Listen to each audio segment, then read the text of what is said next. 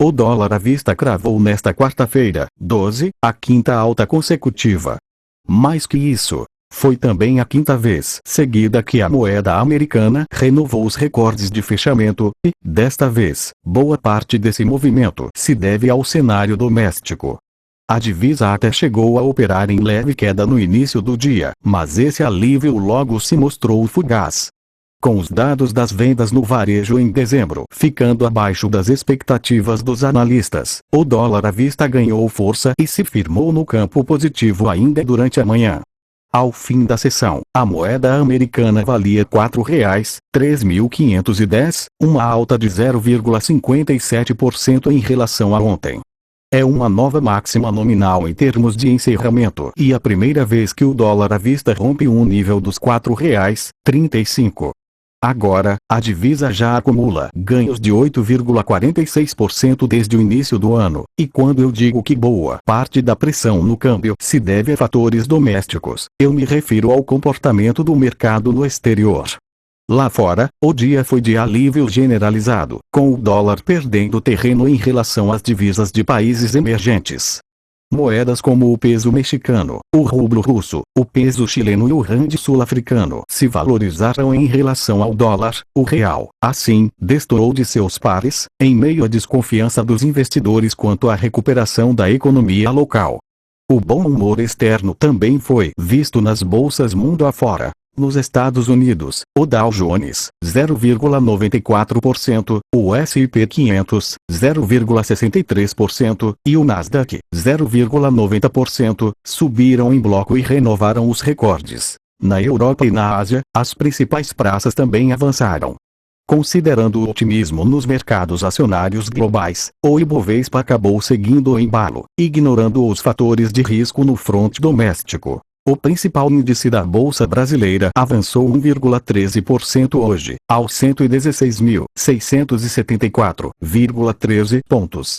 Comecemos a análise da sessão de hoje pelo estresse no câmbio, já que o dólar à vista vem quebrando recordes atrás de recordes. Assim, é importante entender as razões por trás desse movimento. A recuperação hesitante ao longo de novembro e dezembro criou-se a expectativa de que a economia brasileira começava a ganhar tração, o que permitiria uma recuperação mais intensa do PIB a partir de 2020. E essa narrativa justificou um rally nas bolsas e uma despressurização no câmbio. Só que os dados econômicos mais recentes têm frustrado essas projeções, e os resultados das vendas no varejo em dezembro trouxeram ainda mais cautela à visão de retomada firme da atividade doméstica. Mais cedo, foi divulgada a queda de 0,1% nas vendas do varejo em dezembro ante novembro, resultado que ficou abaixo da expectativa dos analistas ouvidos pelo broadcast, que apontava para alta de 0,2% no período.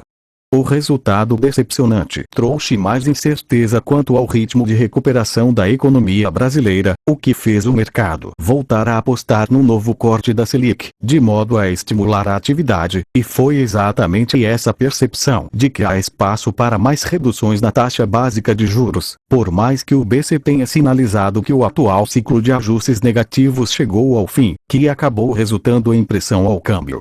Afinal, uma nova baixa na Selic diminuiria ainda mais o diferencial de juros em relação aos Estados Unidos. E, com esse gap mais estreito, há cada vez menos apelo para os investidores estrangeiros que buscam retornos fáceis aplicarem seu dinheiro por aqui. A lógica é simples. O Brasil possui um nível de risco superior aos Estados Unidos, então os investidores exigem um retorno mais poupudo para aplicar seus recursos. Quando a Selic estava acima de 10%, essa equação era vantajosa. Agora, com os juros cada vez mais baixos, já não há tanta vantagem.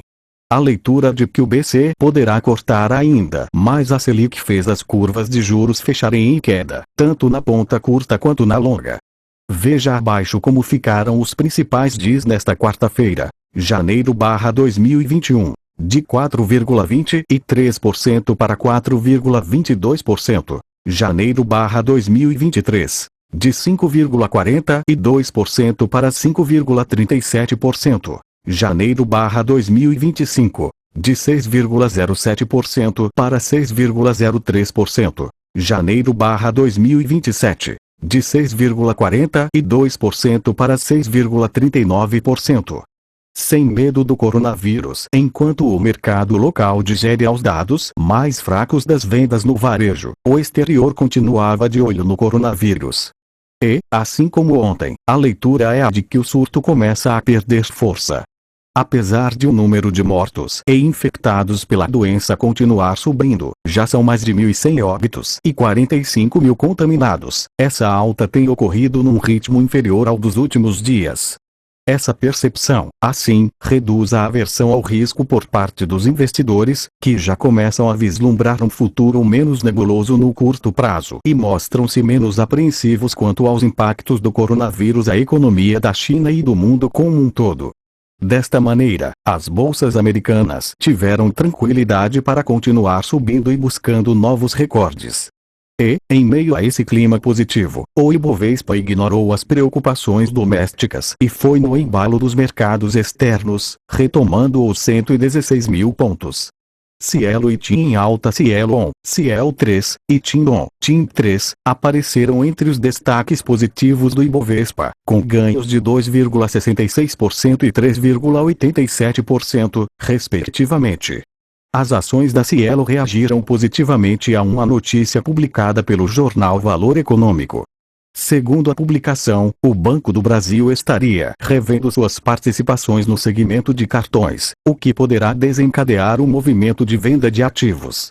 Já os papéis da TIM subiram na esteira dos resultados trimestrais da companhia. Entre outubro e dezembro, a operadora de telefonia reportou lucro líquido de R$ 756 milhões, alta de 19,6% na base anual.